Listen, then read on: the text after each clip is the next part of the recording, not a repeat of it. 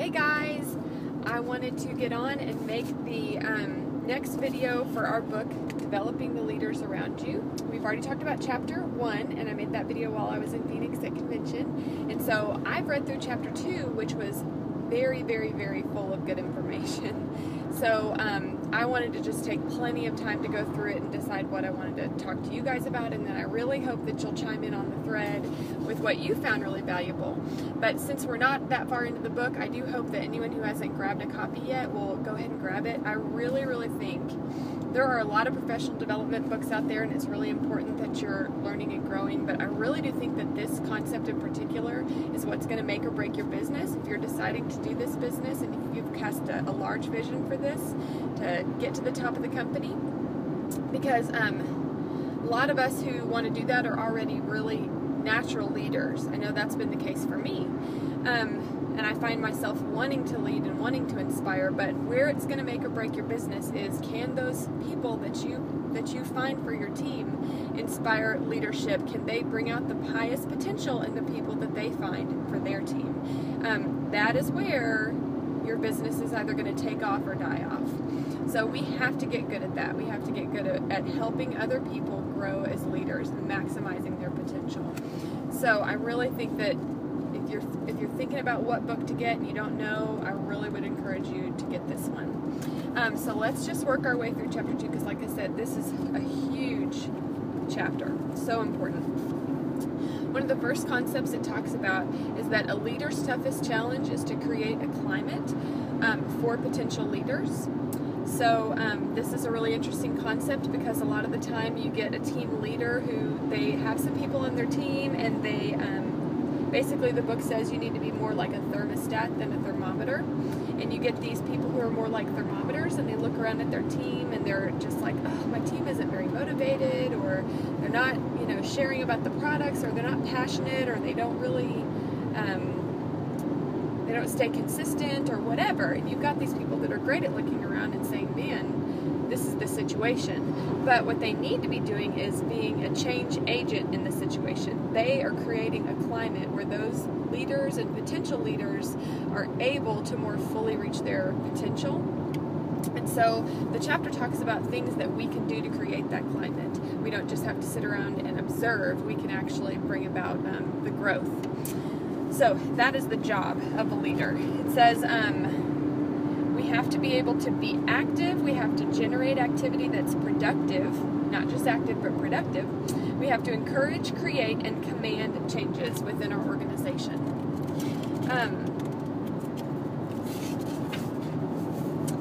Okay. It has a large section that talks about momentum and the importance of momentum, and I cannot agree with this more.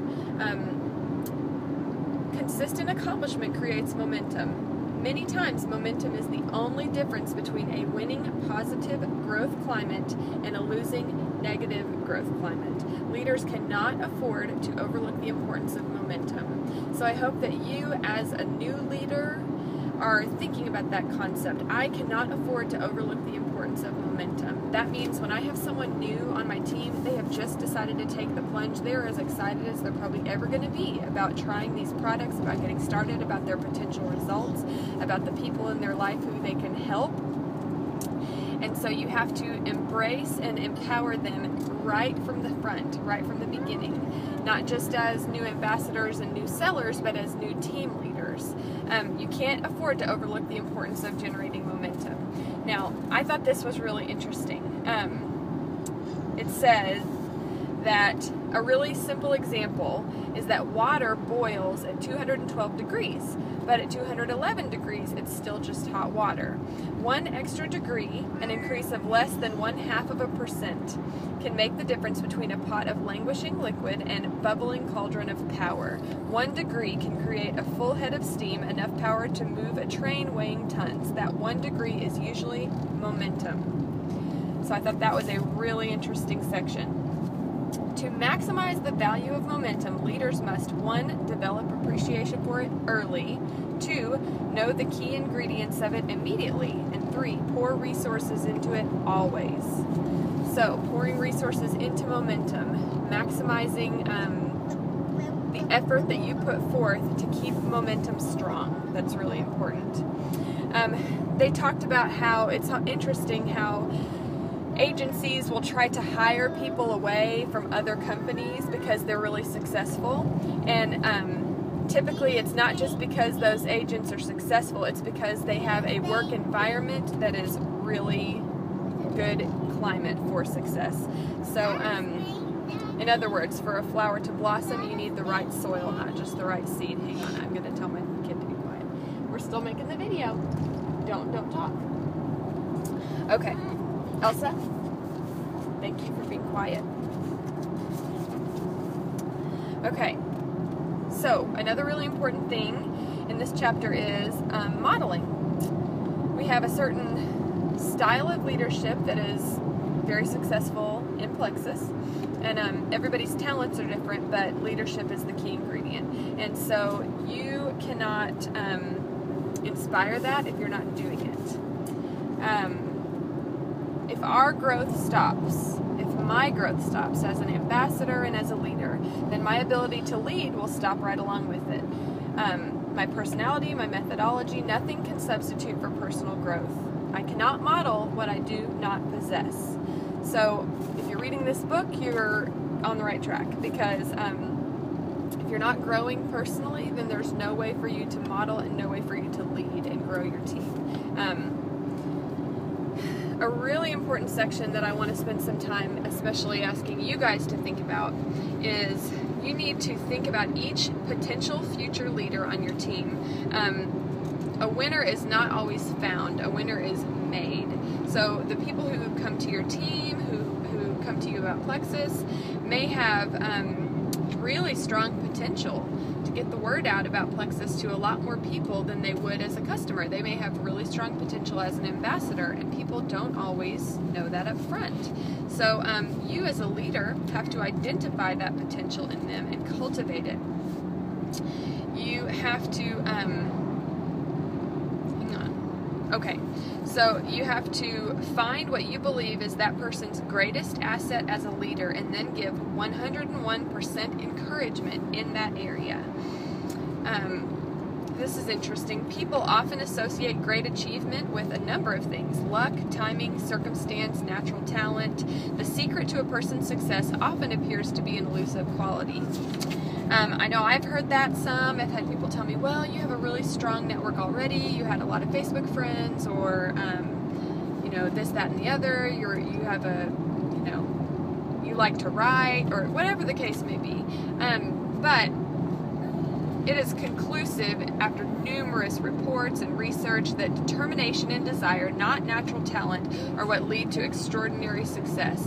And this is across the board. This is professional athletes, this is scholars, this is anybody. So, no excuses. You know, your success in Plexus is going to come from your determination and your drive and what you're willing to do to grow. So, as a leader, your job is going to be to look at the people on your team right now and find their potential and capitalize on it 101%. The book points out some qualities that you can look for in them. One of them is positiveness.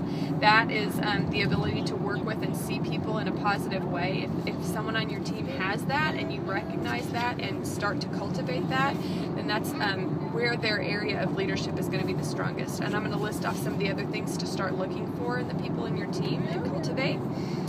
Positiveness is one. Servanthood is another. Growth potential. Hang on. Elsa? Thank you. Okay, servanthood is another one. Growth potential is one. Follow through. Loyalty. Resiliency. Integrity. Big picture mindset. Discipline, and gratitude. We won't go through the definition of all of those now, but you can kind of gather what some of those, like servanthood, for instance, the willingness to be a team player, the willingness to help others, or look at something like resiliency, the ability to bounce back when problems arise.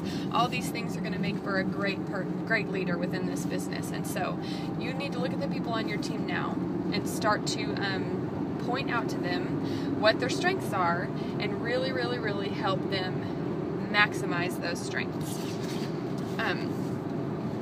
Another thing that we as leaders need to do is we need to place an emphasis on production and not on title, which is really great. That's actually what our whole theme of this month is. We're not really focusing much on outcomes and ranks this month. We're trying to focus on efforts and tasks.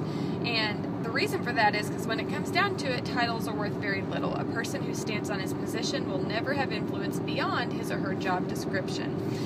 In organizations that emphasize production, attention and energy is devoted to doing the job and doing it well.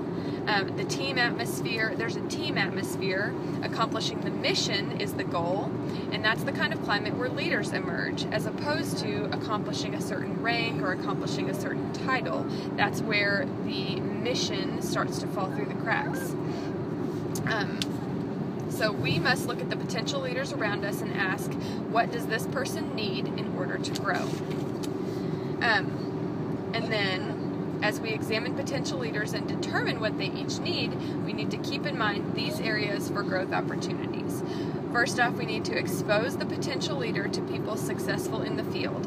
I think that we're already really good at this with Plexus. I think we do a great job of celebrating when people get promoted and celebrating people who have found ways to be successful in this company.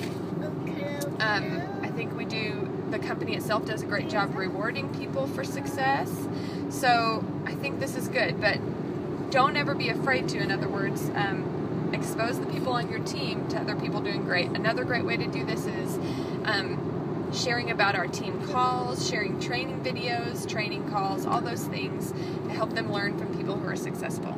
Another one, provide a secure environment where the potential leader is free to take risks, because risks are where we get the greatest reward, getting out of our comfort zone. That's where the magic happens.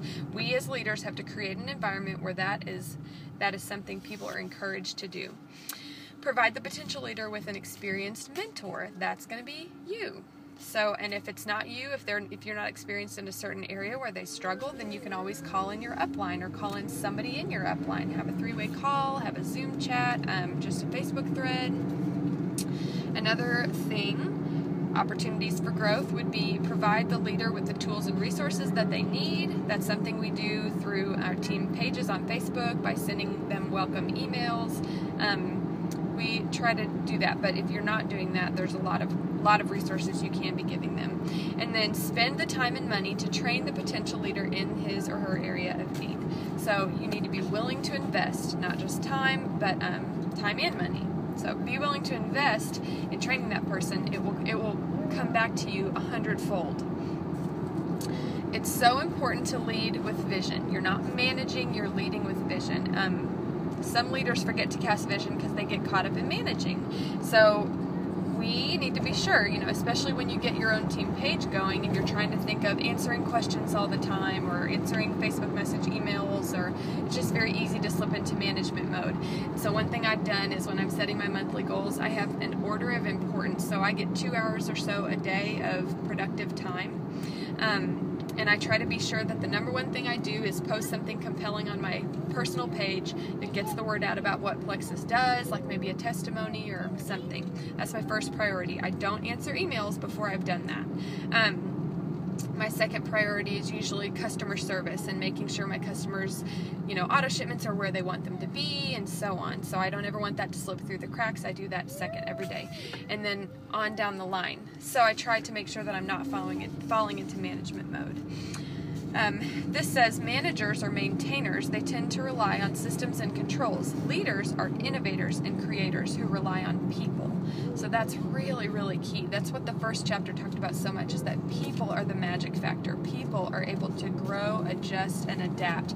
People are how organizations find success. It's never in systems. It's never in structural, setups. It's the people. And if you are investing and pouring into the people on your team, that's where you're going to, and you're helping them find success. That's where your success is going to naturally follow. Okay, I loved this line about casting vision. It says, unless a man undertakes more than he can possibly do, he will never do all that he can do. It reminded me of what Jessica said about leaders retreats. Set your goal higher than you think you can get and then go for it. So I just want to encourage all of you to be doing that, be thinking that way, and be encouraging your people to think that way. It's a really natural tendency to get people on your team and immediately start talking about the bare minimum. Oh, I'm not going to talk to them about convention. They're not going to want to take that time off work. They're not going to want to invest that money. I'm not going to keep pushing convention. That just doesn't make sense for my team. That's what I said early on. That's my personal example, and now I'm hating that because I went to convention and I saw how not just doable and possible Plexus made it for people to go, but just how important and valuable it was for building my belief in this company.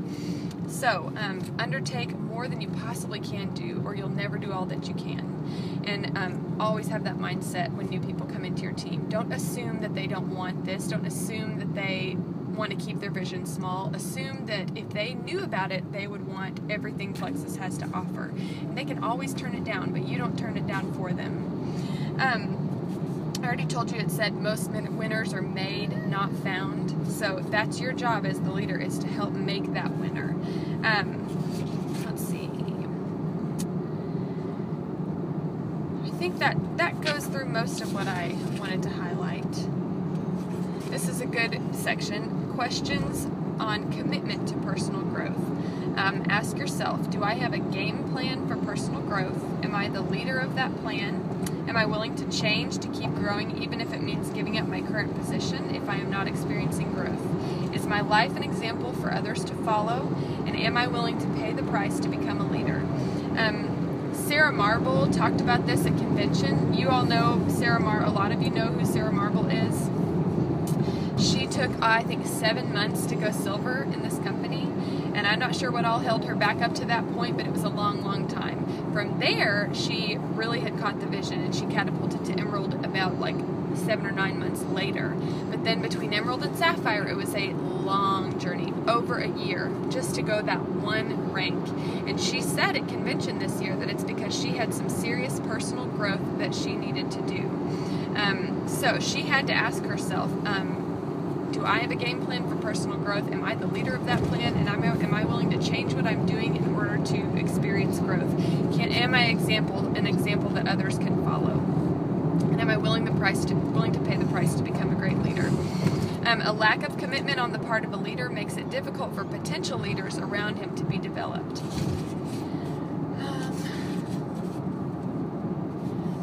Yes, and then the very last thing I wanted to talk about is the 4-minute mile. Probably a lot of you have heard that for a long time it was believed that it was impossible to run a mile in faster than 4 minutes. Experts said no one would ever be able to do it. And then in 1954, Roger Bannister did the impossible and broke that barrier. Today, every single world-class runner is able to run a mile in less than 4 minutes. So what that tells us is someone had to break that barrier and be the leader. And when that happened, it created a climate where so many other people were able to flourish and were able to reach their maximum potential. But someone had to do it first. So it just really highlights the fact that the people on your team are never going to grow beyond what you're able to inspire and sort of maximize in them. I mean, it's possible sometimes to have somebody who just takes off without any direction from you, but in most cases, you're the example, and so your own growth is crucial. You have to be willing to be the type of leader who pays the price and creates a climate in which your people can follow you and emerge as the leaders of tomorrow. So really, really jam-packed chapter. Awesome stuff. And like I said, I really want to encourage each of you to sit down and look at the team that you have right now and ask yourself what their greatest strengths are as a potential leader, and then what needs to happen in order for those strengths to be maximized and utilized to their fullest potential. And again, you're looking for positiveness, servanthood, growth potential, follow through, loyalty, resiliency, integrity, big picture mindset, discipline, and gratitude. Start pointing those things out in your leaders and start encouraging them to go beyond your own leadership and really take ownership of their team in that way. Okay, everybody comment in the thread what you took away from this, and my plan is for one of you to do the video for chapter 3. So if you have already read chapter 3 and you really came away with a lot, go ahead and message me and tell me if you want to be the one who does the video about it. Okay.